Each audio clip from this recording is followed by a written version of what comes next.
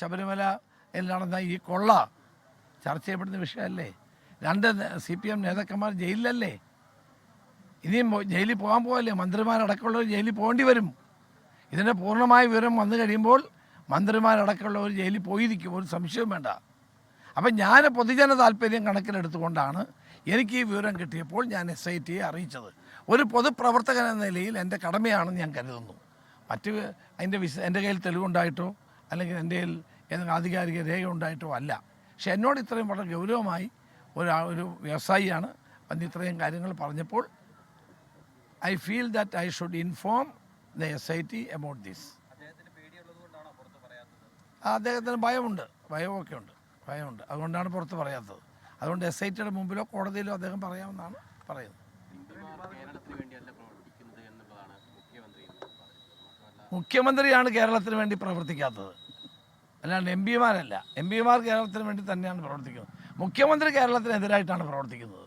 ഈ 10 വർഷം കൊണ്ട് അദ്ദേഹം പ്രവർത്തിച്ചതെല്ലാം ഈ കേരളത്തിലും കേരളത്തിലെ ജനങ്ങൾക്കും എതിരായിട്ടാണ്. അതിപ്പോൾ എല്ലാവർക്കും ബോധ്യപ്പെട്ടിരിക്കുകയാണ്.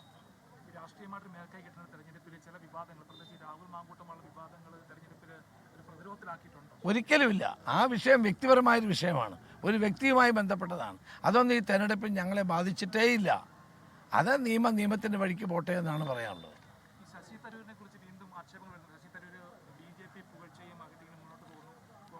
ഇല്ല, ഇപ്പം അങ്ങനെ ഒരു പ്രശ്നം ശശി തരൂരുമായി ബന്ധപ്പെട്ട് ഞങ്ങളുടെ പാർട്ടിയുടെ മുമ്പിലില്ല.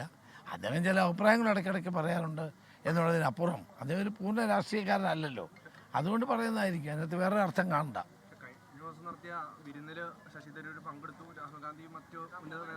അതാരെ വിളിക്കണം ആരെ വിളിക്കേണ്ട തീരുമാനിക്കുന്നത് ഗവൺമെൻറ് അല്ലേ. അപ്പോൾ വിദേശകാര്യ വകുപ്പിൻ്റെ സ്റ്റാൻഡിംഗ് കമ്മിറ്റി ചെയർമാനുള്ള നിലയിൽ അദ്ദേഹത്തെ വിളിച്ചു, അദ്ദേഹം പോയി. അതിനപ്പുറത്തേക്കൊന്നും കാണേണ്ട കാര്യമില്ലെന്നാണ് എൻ്റെ വിശ്വാസം. അല്ല, അത് ഗവൺമെൻറ് അല്ലേ വിളിക്കേണ്ടത്. ആരെ വിളിക്കണമെന്ന് അവരല്ലേ തീരുമാനിക്കും. പങ്കെടുക്കുന്നതിനകത്ത് തെറ്റുണ്ടോ ഇല്ലയോ എന്നുള്ളത് ഓരോരുത്തരും തീരുമാനിക്കേണ്ട കാര്യമാണ്, വ്യക്തിപരമായി തീരുമാനിക്കേണ്ടതാണ്.